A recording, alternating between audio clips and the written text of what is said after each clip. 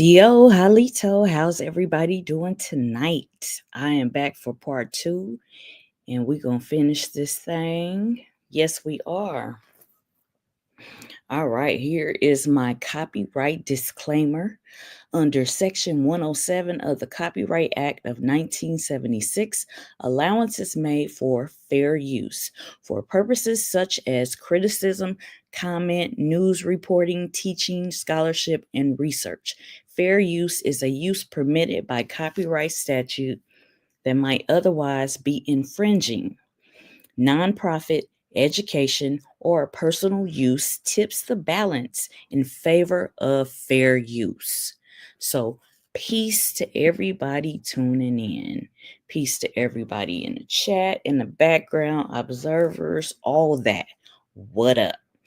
All right, I'm back for part two. In part one, I broke down the two sides that are used in the SuperbOWL rituals. One side represents the colonizers, and one side represents the original indigenous or origine peoples. All right, the NegroeIndians, copper-colored people of the Americas. All right, so I started off sharing this. I'm gonna give you a brief synopsis, and then we're gonna get into it. All right, so the teams are either on either side. They work for somebody. All right, they are for somebody. Like I said, the colonizers, the corporation, or they are for the original indigenous peoples of the Americas. So, preferably in this instance, the dark-skinned indigenous people, the original peoples, right? So I have broke down the Kansas City Chiefs versus the Philadelphia Eagles. The Kansas City Chiefs represents the original peoples because their rituals, they're symbolic, and they set the stage for current events. Every year when you watch the Super Bowl, depending on who wins, you look at the current events of that year and what's going on in the atmosphere. All right. Philadelphia Eagles, I told you that with Trump showing up, and the Philadelphia Eagles, Philadelphia was the first capital, and it's where the Congress met up, all of that shit. Let me pull that up real quick. How y'all doing tonight? We're going to go over the caste systems. We're going to go over a lot of things. All right, we're going to break down Philadelphia. I know y'all feel it's the city of brotherly love and all of that, right? But it is more to the story.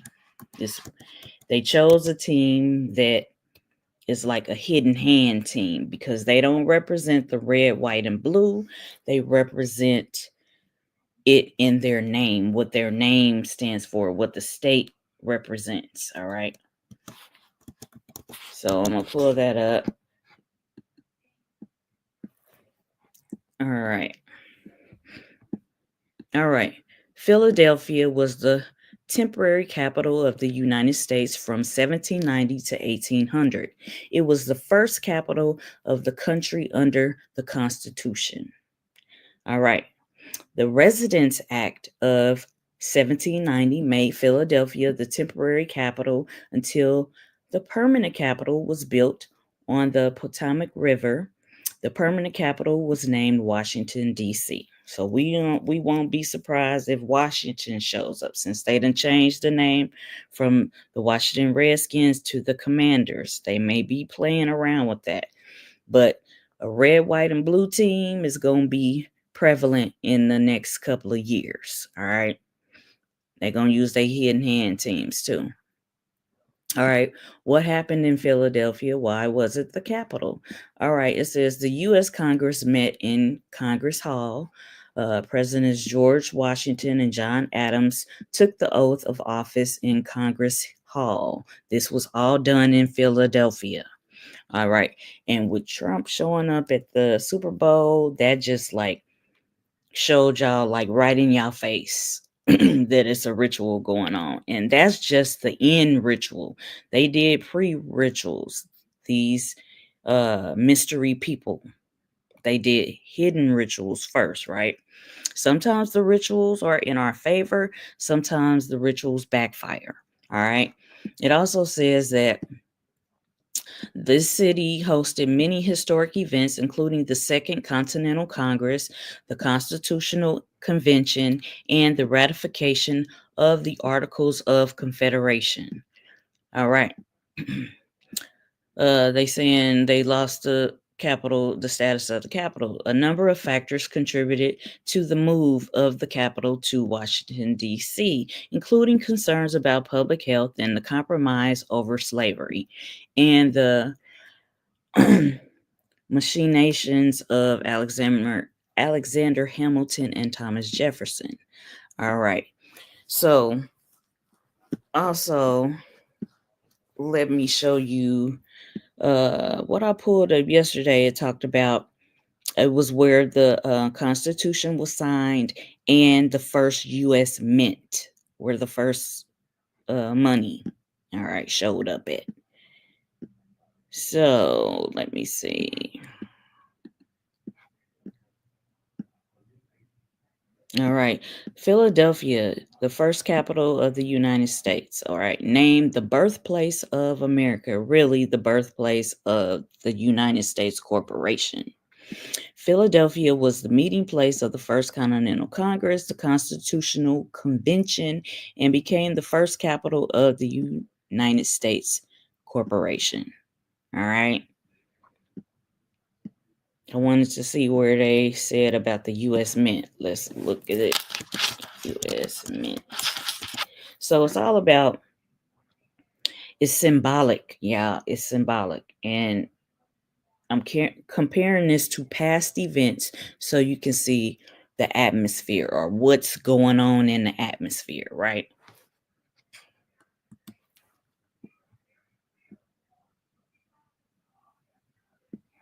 Okay, it says Philadelphia was the capital of the United States Corporation when the first U.S. Mint was established in 1792. All right.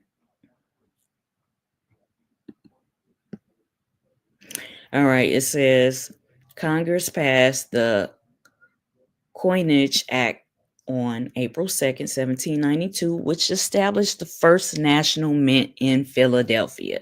The mint was responsible for producing the country's first coins. The Philadelphia Mint is considered the mother mint for all coins minted in the United States Corporation. All right, the mint is known for its quality and efficient processes. The mint produces circulating and collectible coins, metals, and dies for both coins and metals. The mint offers public tours, a virtual tour. It's the largest mint in the world. All right. Other U.S. Mint facilities include San Francisco, California, Denver, Colorado, West Point, New York. All right. So I told y'all from what happened, something is, going on with the money. It's been talk about the new money and the dollar bill. Y'all done heard all the talk about the money and the dollar bill, right?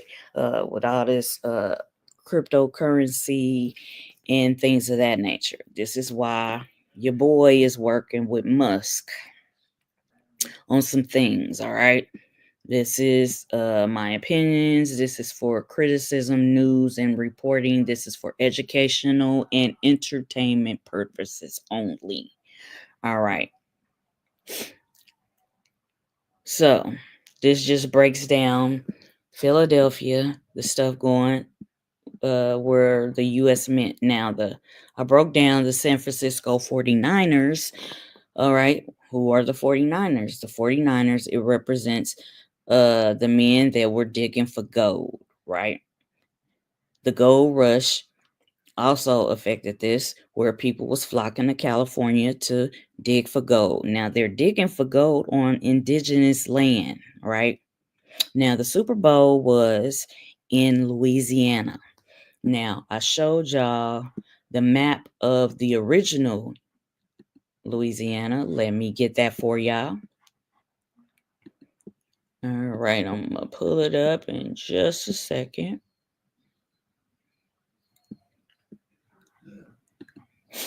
Excuse me. So this was when Spain, the pirates was sailing around on the oceans and seas and waterways, whatever waterways they took to get here, right? Even some dirty Moors. Not all Moors are dirty. Let's be clear, not all Moors are dirty, but they did help Columbus and different people that sailed here to so-called discover our dark-skinned Indian ancestors on our Indian land, right? So they was the thugs that came here, sailed here, got here, and start, infiltrating and colonizing, right? All right. Spain came and French came, right? So Louisiana is this whole original Louisiana, old Louisiana is this whole middle portion of the American map, right? North America. So this map is all right, this is they call it British North America. But this is Spanish Louisiana to France in 1800. The illegal Louisiana Purchase from France in 1803. So all of this in the middle was old Louisiana. All right. And right here, the Louisiana Purchase. All right. Now, this right here,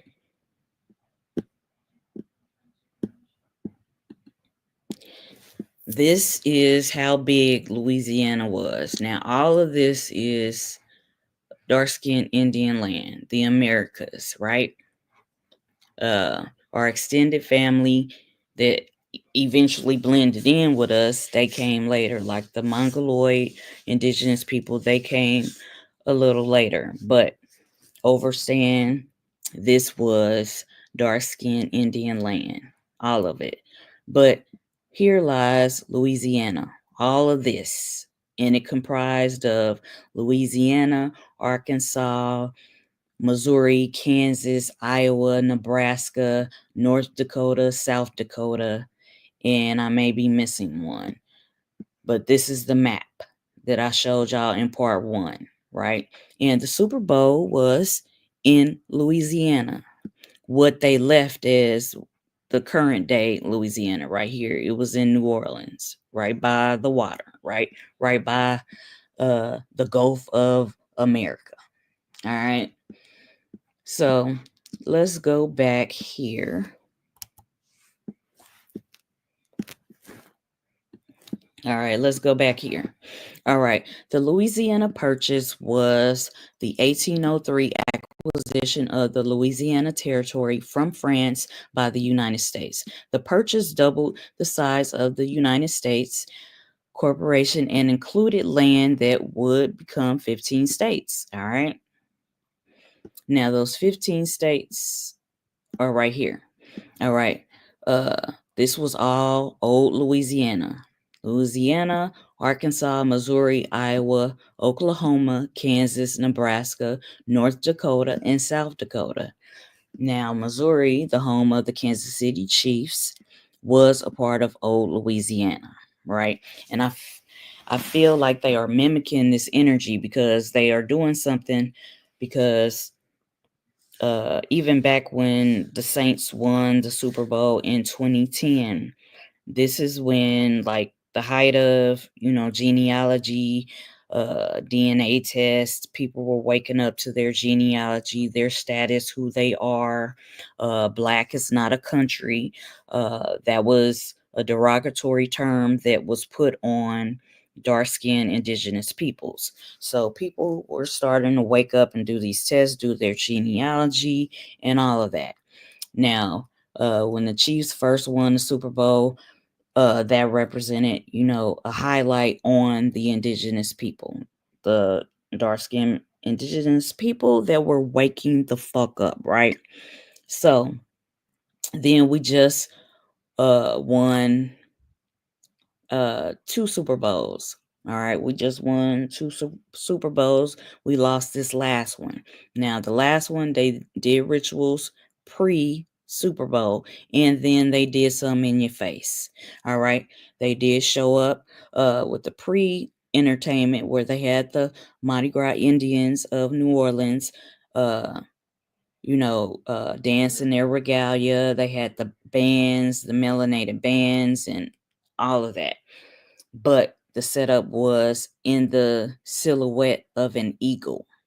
All right. And then Trump being there, that was another factor that told us that it was going to go to the Philadelphia Eagles. Philadelphia is a place where it was the first capital of the U.S. All right. The first U.S. mint was done there. So these are all factors that go with this, right? So it also talked about right here. It says in 1800, Spain transferred Louisiana to France. They was doing all these transactions without the permission of the true indigenous people of the land, right? President Thomas Jefferson was concerned that France would use the Mississippi River to close off trade with the American West. So when they came and colonized our land, took resources, things of that nature, even if you got a reservation or your family still has land that has natural resources, in some way, the U.S. Corp has their hand around it or in it. All right. So they was dealing with indigenous land that they had no business trying to sell, right? So it says Jefferson sent a treaty to the Senate for ratification. The Senate approved the treaty on October 20th, 1803. The United States Corporation paid France $15 million for the land. All right. They making deals and it's crazy, right? So this is just past history to bring y'all up to date. All right. The land stretched from the Mississippi River to the Rocky Mountains, from the Gulf of America to the Canadian border. The land included all or part of 15 modern U.S. states, and I just broke them down to y'all: Louisiana, Arkansas, Missouri, Iowa, Oklahoma, Kansas, Nebraska, North Dakota, and South Dakota. All right. Some Republicans celebrated the purchase as a sign of future prosperity and peace. But they did run into some problems because there were dark-skinned Indian tribal nations that put up a fight. Okay. I will show like a map of the indigenous tribes that were in the area. But it also says some Federalists criticized the purchase, arguing that it was too expensive and would lead to the creation of hostile nations. Yeah, you're right. Hostile tribal nations, because how you gonna come in and try to take our land type of thing, right? Some people feared that the purchase would increase the power of slaveholding people in government. All right. So this is just an overview of what I went over in part 1, just to show y'all how big Louisiana was. All right. I also recommended a book for y'all to check out, which is Return of the Ancient Ones. All right. Kendrick was talking about he's reincarnated. There have been stories about our ancestors are reincarnated through us, or they move through us. We have their bloodline, their DNA, their genetic makeup within us. So,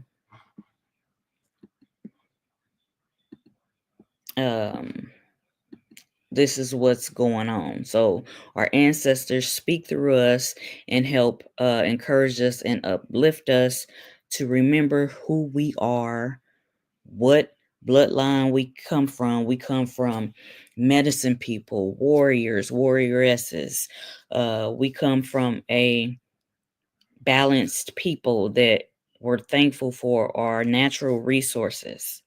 But of course, in every group, there are good people and bad people.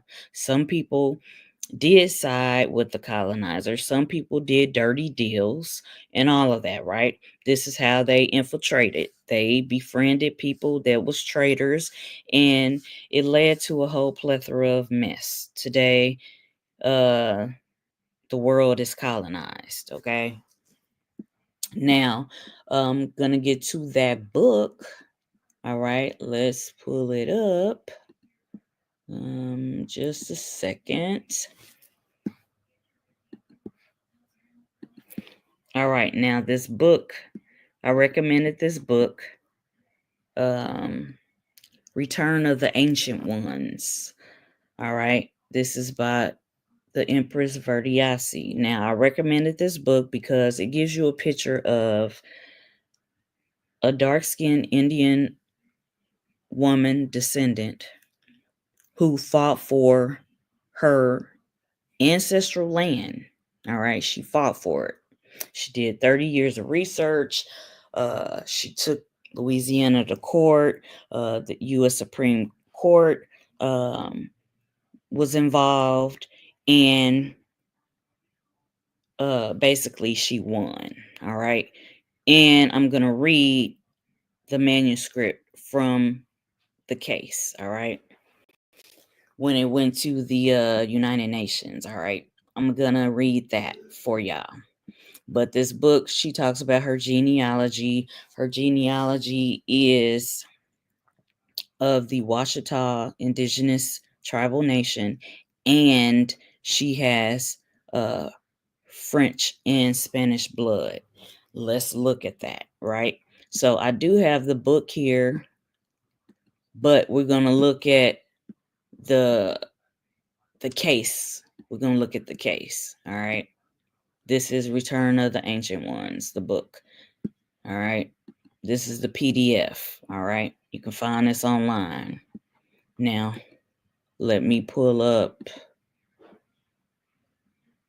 And while I'm pulling that up, I'm going to show y'all the indigenous tribes that were in the Louisiana area. That's all, the whole middle part, right?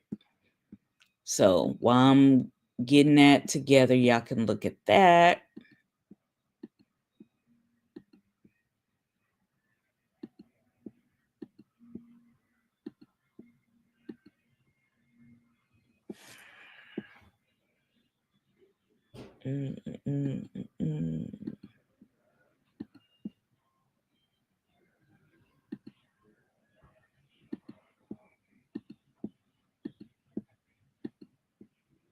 All right, it's right here. All right, y'all see the several indigenous tribes, and these people are dark brown. All right, dark-skinned Indians, right?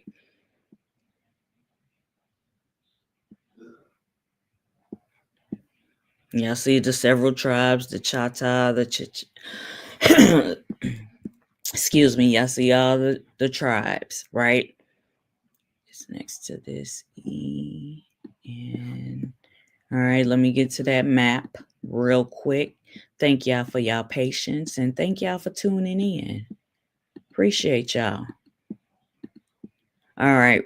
Okay, so all right, the Chitimacha, the Natchez, the Chatot, the Chickasaw, the Caddo tribe. I share some information about the Caddo tribe briefly. Like my ancestors are connected to the Caddo tribe because they didn't leave their land. And it's on Caddo land. All right, the Caddo Hadacho. All right. We got the Osage, the Quapa, all up here, Omaha, Winnebago. All this middle part was Louisiana, right? Old Louisiana, the Kansas tribe, several tribes. So I gave y'all a chance to look at this map and see all the beautiful dark-skinned Indian faces on here. All right.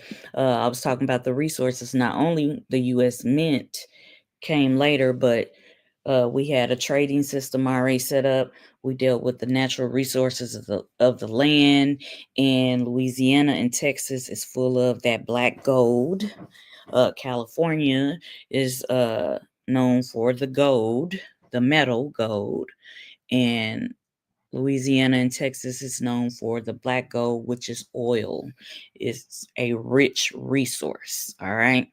So we're going to go and talk about what happened with Empress and the Louisiana Purchase. All right. And what she did about this, right? All right.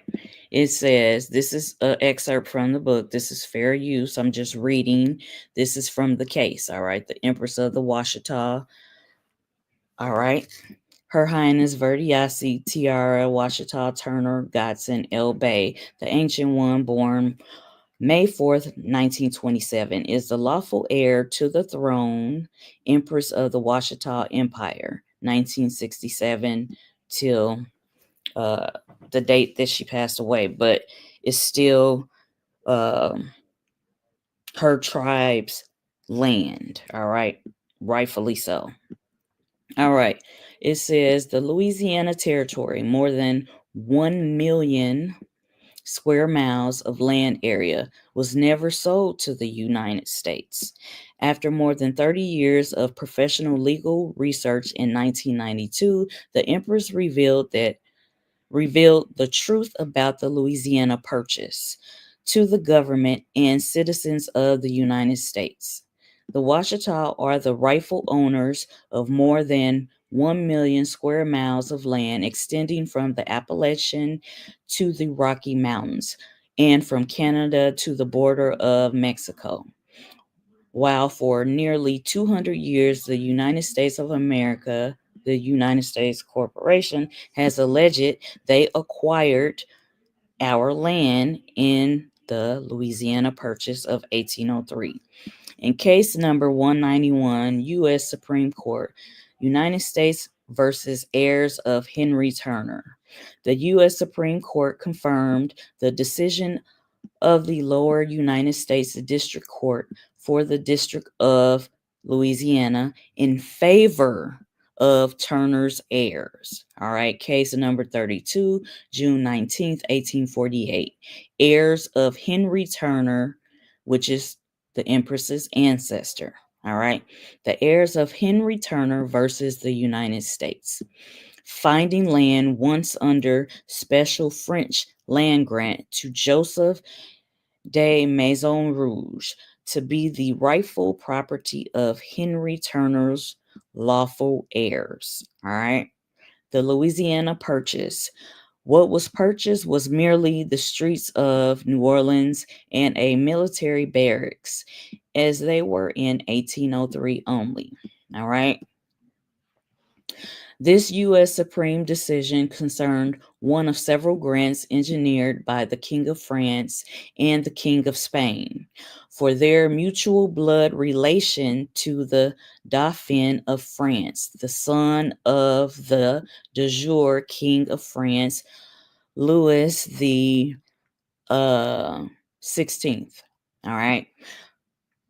And the nephew of then current King of France, Louis the 18th, and the nephew of King of Spain, Charles IV, by royal bloodline. This grant alone conveyed to the Dauphin of France a total of 30 leagues of land in the Louisiana Territory of France, June 20th, 1787. All right. King Louis the 12th, aka the Marquis Joseph de Maison Rouge, the French Dauphin, married Empress Aye Maria. I may be pronouncing that wrong, forgive me, of the Empire Washitaw. Their son was Henry Joseph Turner. So, this is an indigenous woman and a Frenchman, all right? Okay. But since this royal heir to the French throne and the imperial heir of the empire, Washitaw de Dugdamania, was half Washitaw, Henry Turner, the Louisiana Dauphin was of black skin and dark skin, all right, color, under laws of that day, being of dark skin, misnomer black skin, Henry Turner, his color could not, due to his color, he could not inherit the land lawfully due to their laws because he was considered illegitimate under French, Spanish, and English law. All right. Knowing that this was the law, the highly educated Marquis de Maison Rouge, together with his uncle, King of France, and his uncle, the King of Spain, friends and lawyers, skillfully engineered a series of lawful contractual transfers of the Louisiana Territory, imperial land by right belonging to the indigenous ancient ones, the Washitaw, and his by royal land grants to his royal and imperial heir, Henry Joseph Turner, the Louisiana Dauphin. All right. That is a high title. All right. Heir title. All right. Verdiasi Tiara, Washitaw Turner, Godson L. Bay, Empress of the Washitaw, is the great granddaughter of Henry Joseph Turner, the Louisiana Dauphin. All right. Empress Verdiasi is the lawful heir to the Louisiana Territory grants engineered to preserve the ancient indigenous empire of mound builders. All right. The ancient ones are the dark-skinned indigenous people that built the mounds, right? She is a descendant of them, right? All right. And bring the kingdoms of Europe and the empire of the Washitaw together by shared right to the land and shared royal and imperial blood. All right. Empress Verdiasi is also the granddaughter and lawful heir to the imperial throne of Empress Delphia Badger Kim's Washitaw, Empress of the ancient empire Washitaw. All right. So here's what most U.S.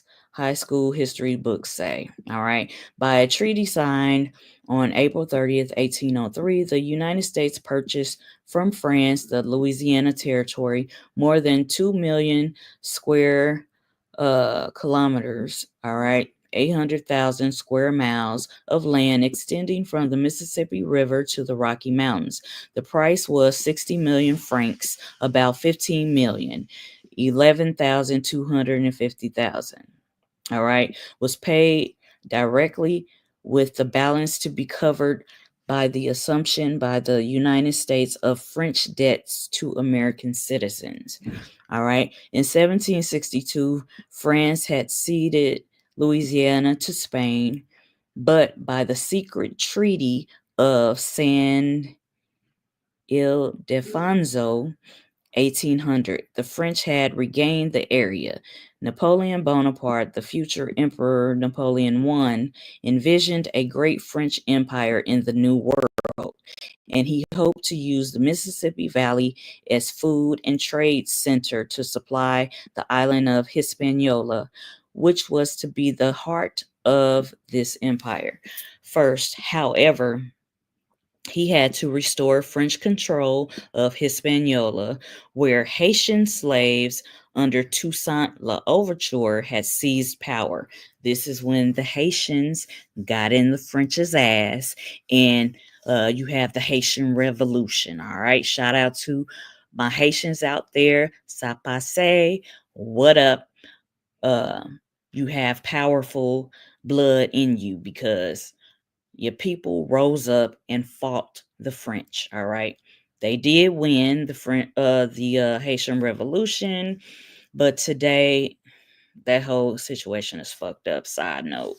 But understand they are powerful. Okay. So, it says 1801, see Haiti, IET. All right. See the history of the Haitian Revolution, right?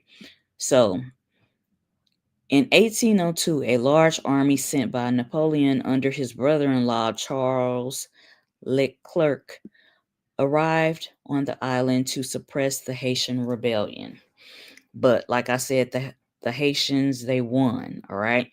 Despite some military success, the French lost thousands of soldiers, mainly to yellow fever, and Napoleon soon realized that Hispaniola must be abandoned. Without that island, he had little use for Louisiana. All right, here's what most U.S. high school history books say, but she's telling y'all the truth about what happened with the Louisiana land, which is indigenous land. All right. So it says, facing renewed war with Great Britain, he could not spare troops to defend the territory. He needed funds, moreover, to support his military ventures in Europe. According in April 1803, he offered to sell Louisiana to the United States. He's offering to sell land that ain't even fucking his, right? All right, this is what they do. So this is just the past history of Louisiana, in which the Super Bowl was in Louisiana. And Louisiana used to be bigger than what it is today. So I'm just breaking down the history, y'all. All right. All right. Concerned about French intentions, President Thomas Jefferson had already sent James Monroe and Robert L. Livingston to Paris to negotiate the purchase of a tract of land on the lower Mississippi, or at least a guarantee of free navigation on the river. Surprised and delighted by the French offer of the whole territory, they immediately negotiated the treaty. Jefferson was jubilant. At one stroke of United States would double its size, an enormous tract of land would be open to settlement, and the free navigation of Mississippi would be assured. All right. Although the Constitution did not specifically empower the federal government to acquire new territory by treaty, Jefferson concluded that the practical benefits to the nation far outweighed the possible violation of the Constitution. All right. The Senate concurred with the decision and voted ratification on October 20th, 1803. The Spanish, who had never given up physical possession of Louisiana, to the French, did so in ceremony at New Orleans on November 30th, 1803. In the second ceremony, on December 20th, 1803, the French turned Louisiana over to the United States, which they didn't even have no business doing that, right? Disputes with Britain and Spain over the boundaries of the purchase took years to resolve, right? Now, she's breaking down in her book, Return of the Ancient Ones. She's going to tell y'all right here the seldom told truth. Like, this ain't the shit that they teach in school. When you grew up, when you was learning history, you didn't learn this part. She about to school y'all, right? So it says, the Louisiana Purchase purportedly all the land from the Mississippi River to the Rocky Mountains has been proven by research of original treaty and land grant documents to be nothing more than the streets in New Orleans and a few military barracks, but not to include any land north of the Red River. In short, the United States illegally stole the remainder of the land that belonged to the indigenous people of the region, the Washitaw, and committed genocide against the Washitaws by poisoning their water supply. Subsequently, few of our people survived to see the 20th century. The land in question was originally claimed but not owned by France. Okay, they claimed it, but they didn't rightfully own it. All right. France, who ceded it to Spain. Spain then ceded a portion of the land back to France sometime later, but this cede only included the streets and a barracks in New Orleans, not the rest of the original land claimed by France. Napoleon of France had specifically stipulated in the sale of the United States, known as the Louisiana Purchase, that he could not sell the land that belonged to the ancient ones of Washitaw because Spain had not ceded that land back to France, but had deeded it by a Spanish land grant to the ancient ones of Washitaw. All right. Further evidence of the actual details of the Louisiana Purchase came from Case Western Reserve, a document storage facility in Cleveland. All right. Who certified the documents found there originally came from Philadelphia in 1817. So we're going to watch Cleveland too. Ohio has a lot of indigenous history too. And I just read to y'all the history on Philadelphia. All right. But, all right. These documents state that Spain told the United States that France could not sell and the United States was not buying all the land originally claimed by France because France ceded it to Spain first. Then Spain only ceded a portion of the land back to France, deeding the rest to the ancient ones of Washita. All right. Therefore, the United States could not buy what France did not have the right to sell. All right. However, the United States used eminent domain to take the rest of the land from the indigenous people and gave no reparations for the seizure, further purporting to the American public that Louisiana Purchase included from the Mississippi River west to the Rocky Mountains. All right. Now, it says some little quotes down here. It talks about in the decisions 32 and 191, the U.S. Supreme Court, June 19th, 1848, heirs of Henry Turner, this is the Empress's ancestor, versus the United States. The U.S. Supreme Court ruled in favor of Turner's heirs. All right. So the U.S. Supreme Court ruled in favor of the Empress ancestors, and she is an heir, right?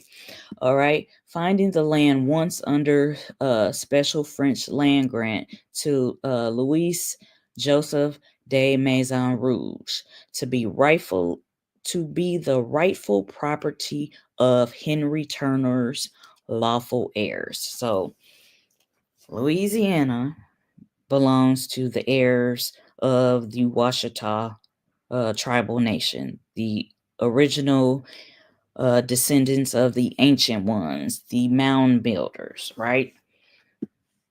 All right. So it says this U.S. Supreme decision concerned one of the several grants engineered by the King of France and the King of Spain for their mutual heir, the Dauphin of France, the son of the de jure king and the King of Spain's nephew by royal bloodline. This grant conveyed to the Dauphin a total of 30 leagues of land in the Louisiana territory of France, June 20th, 1787. All right. And so this is a lot of legal jargon. This is why I'm not reading this. But we're going to read this. It says, over the years, the United States and the state of Louisiana ignored the Supreme Court ruling. Yeah, whenever it's dealing with dark-skinned Indian land, they try to ignore shit. Side note. All right. It says, over the years, the United States and the state of Louisiana ignored the Supreme Court ruling. They made treaties with the red men of the area and not the rightful owners. All right. In an effort to verify the Washita claims of being the ancient ones, all right, who have, always been on the land of what is now known as North America. An archaeological dig was commissioned by the United Nations, the United States, the state of Louisiana, and the Smithsonian Institute to run carbon dating tests on the mounds purportedly built by the ancient ones of Washitaw. All right. This investigation proved that the mounds found throughout North America are dated 6,000 years before Christ and were in fact built by the ancient ones who originally named themselves in their own language. And this is their name. I'm not even going to butcher the name. I'm going to show respect and let y'all read it. See what it is. All right. Now known more commonly as the Empire Washitaw. All right. The return of the ancient ones. Her Highness Verdiasi Tiara Washitaw Turner Godson El Bay, the Empress of the Washitaw, is the living heir to this ancient empire. Excuse me. For over 30 years, she has fought the Senate. For 30 years, she has fought the state of Louisiana and the corporate United States almost single-handedly to get the land back that was illegally annexed. All right. It was illegally broken up and sold or whatever and claimed. And it was she's like fighting back like this was an illegal act. So give my people's land back, basically. All right, in layman's term. All right. In 1993, the state of Louisiana agreed to return a portion of the ancient land, which encompasses 68,883 acres, approximately 106 square miles, now called the Washitaw proper. All right. The Empress has a title of nobility because she is the rightful heir to this ancient nation. Both the United States government and the state of Louisiana frequently correspond with her, addressing her as the Empress of the Washitaw, the ancient one.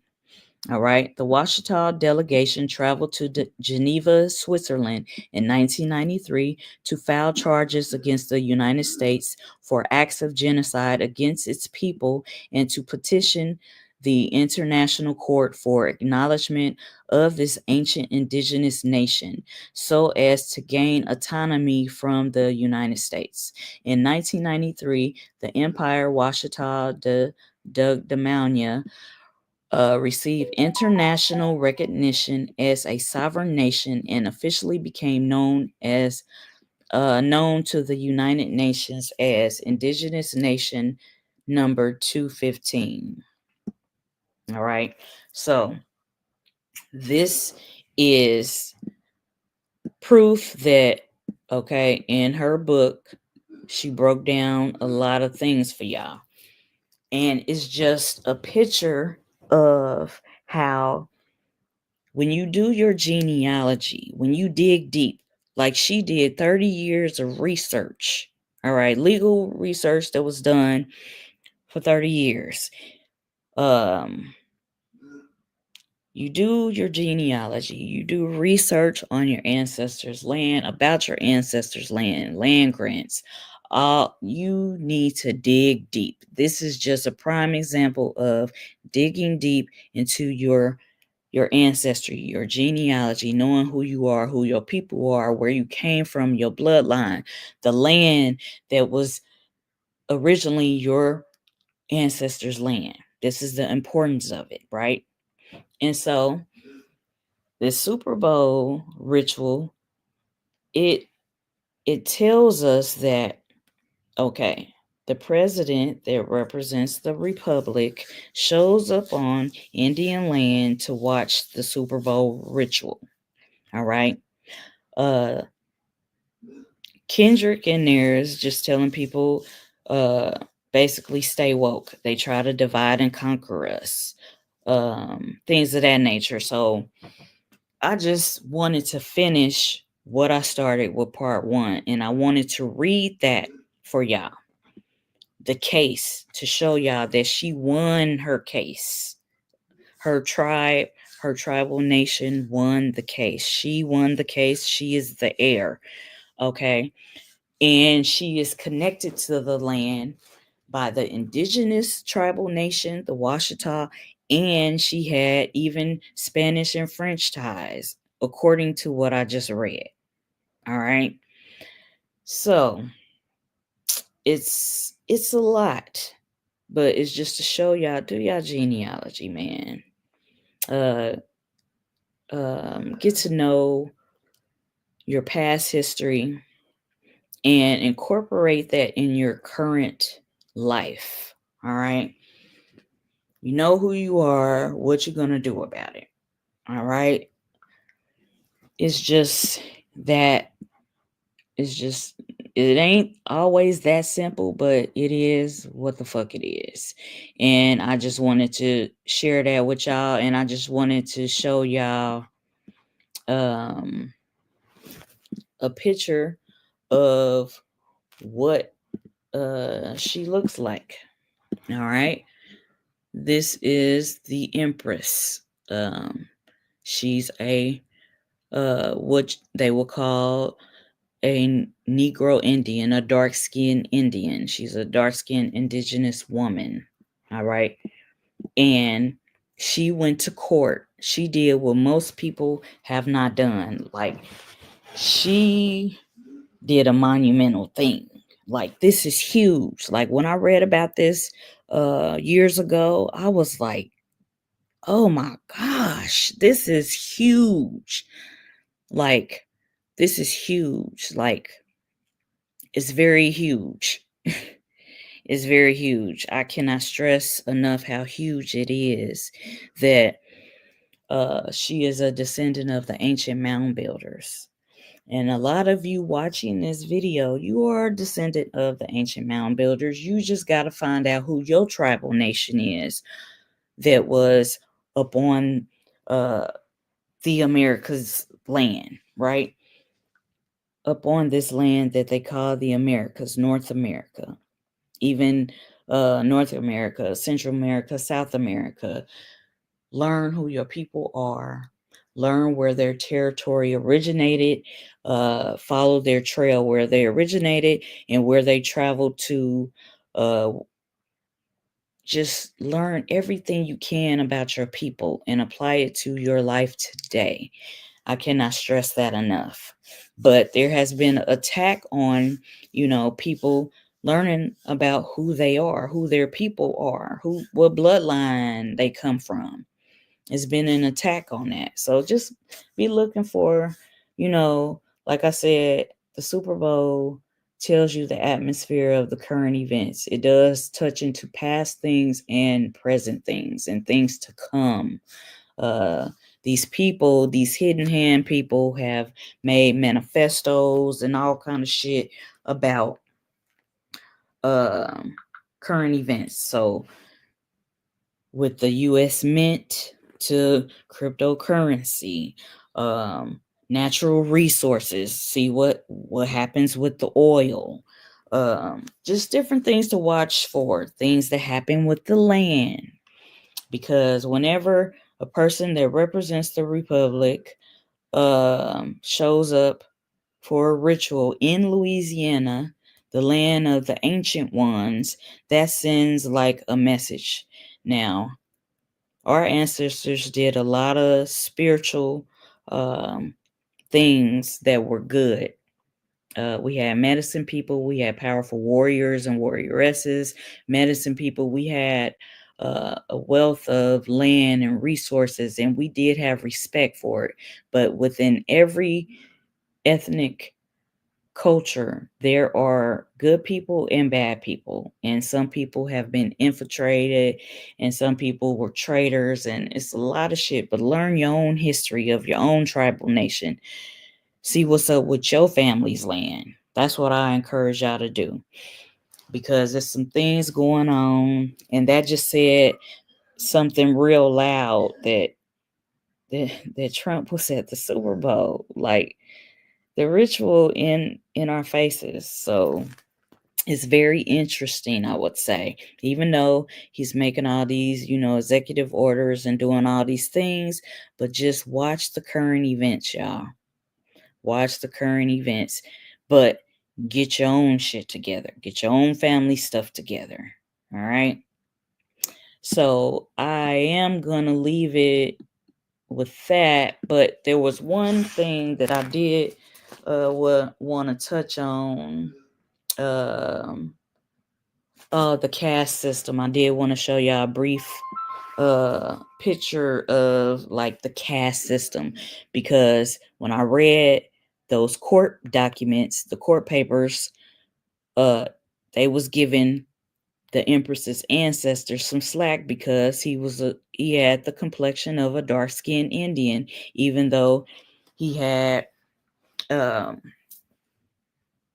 other ancestry, right?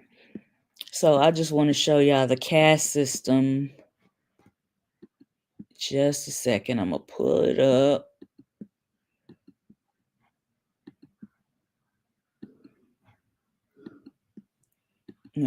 Okay, where is it?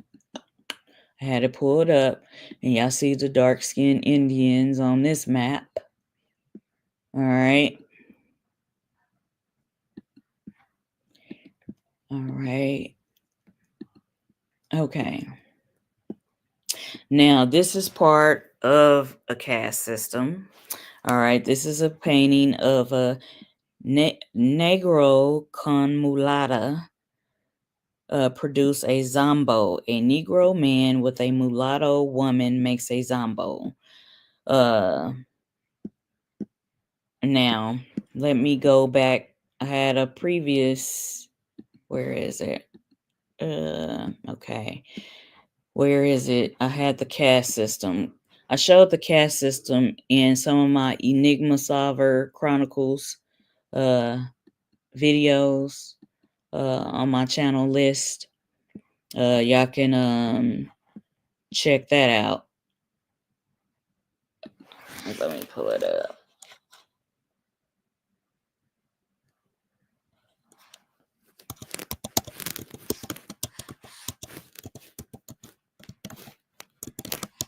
All right, I'm pulling up the caste system for y'all. All right. And a lot of these things are interchangeable. These are all the titles, the labels that they put on us. And black is one of the most derogatory labels that they have put on our people. But this is the caste system. I showed this picture in one of my Enigma Solver Chronicles videos. This one right here. Oh, shit. Wait a minute. All right. Let's see if we can make this bigger. All right. But I found some that was real clear. But they just say what this is, what that is. If your mama and daddy is this, if they that, they call you this. Like even with the Haitians, they end up calling them maroons. They come up with all these labels, but the thing is, know who your people are, and you can go by your tribal nations names and clans, and in your tribal nation's language, your native tongue. But these are just labels, a caste system that the colonizers used to label people, right? All right. The Spanish caste system was a social and racial classification system based on lineage. All right. It says it was used in the Spanish Empire in the Americas. The system was based on the idea that a person's birth, race, and ethnicity determine their character and quality. This is the shit that they try to put on us, right? They done called us Indios for the dark indigenous people of the Americas. They done called us Criollos because we have Spanish ancestry. Negroes, indigenous people of Africa, they try to put that in there.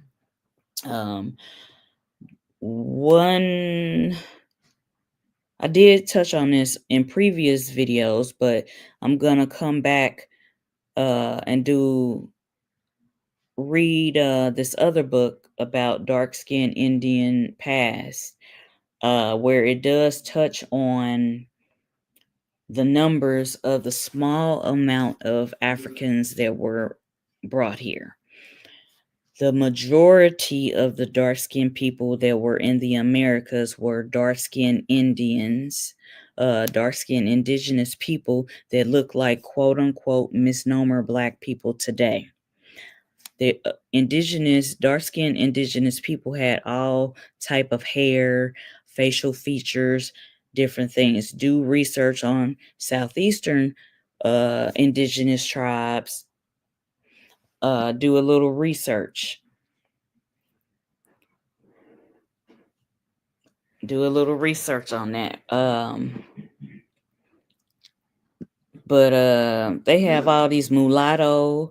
Mulatto was also an indigenous person and a African person, or it was an indigenous person and a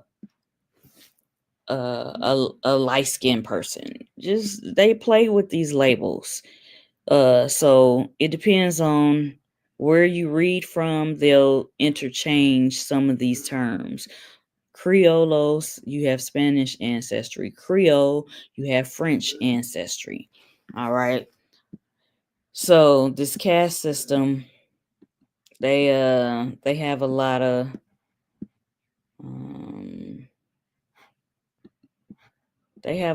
shit where they put these labels on us instead of calling you what you are from your family's indigenous language. So they want to call you everything but your true tribal nation's name, your true bloodline names. So this is just, an overview of here. This is what I have shown before in one of my Enigma Solver Chronicles videos, and just some of my past videos. I've shared this caste system where they show dark indigenous woman and a Spanish person, mestizo. They have all of these labels that they put on us. Now, some of my ancestors, when I looked them up, they were labeled as mulatto on the census rolls. So just do your due diligence, do your own genealogy. But these are the caste systems that they tried to place on our people. Yeah.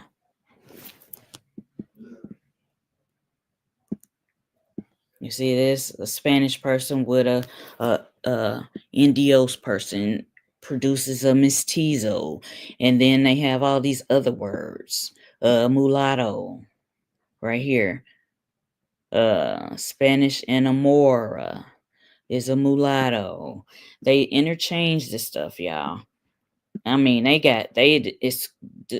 describe all kind of shit. A Morisco, a mulatto, and a Spanish person is a Morisco. They have all of this stuff here, and these are just labels. These are just labels, y'all. And it's describing the admixtures. All right.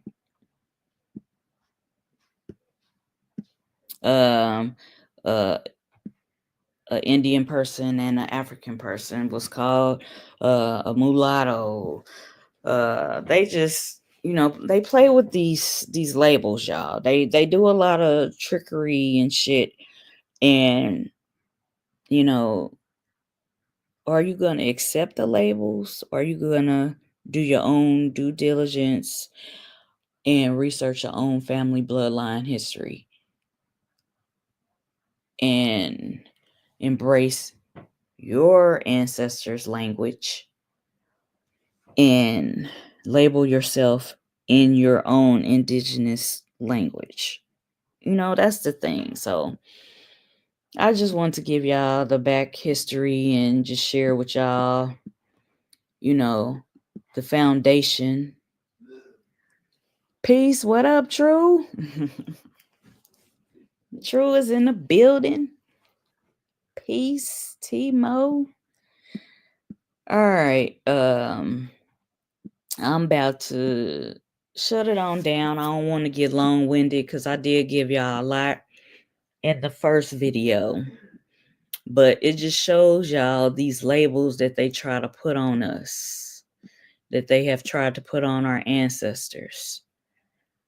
And they do these labels to take your land, your ancestors' original land.